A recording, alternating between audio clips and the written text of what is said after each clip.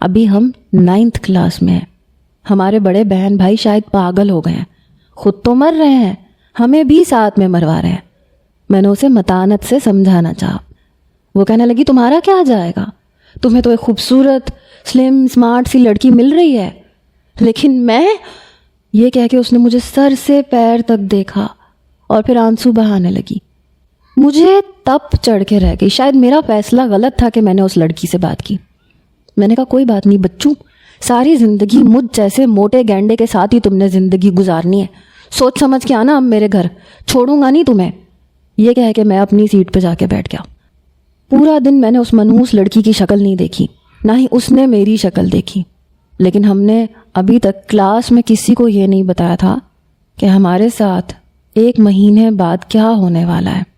بہن بھائیوں کی شادی نہیں ہو رہی تھی, بلکہ ہماری بھی ساتھ میں شادی ہو رہی تھی, وہ بھی رخصتی سمیت. میں بے حد پریشان تھا. میری شادی کی عمر ہی نہیں تھی, نہ ہی مجھے ایسا کوئی شوق تھا. میں سوچ چکا تھا کہ رابعہ کا نکاح ہوتے ہی اپنے نکاح سے مکر جاؤں گا. میں کیوں اس مصیبت کو اپنے گلے باندھوں. بہرحال صرف شادی کا ہی فنکشن تھا. مجھے بھی اماں نے سفید شلوار قمیض پہننے کو دی.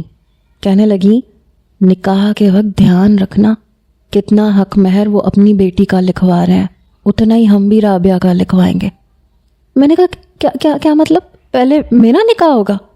اماں کہنے لگی تو اور کیا, مجھے رستم پہ بھروسہ ہی نہیں ہے, کیا خبر رابعہ سے نکاح ہوتے ہی اپنی بہن کے نکاح سے مکر جائے. میرا دل بجھ کے رہ گیا. بہرحال میرا نکاح اس چڑیل سے ہوا, پھر رابعہ کا نکاح رستم سے ہوا. رخصتی کے وقت میں نے پہلی بار تسلیم کو ایسے روتے دیکھا. اپنی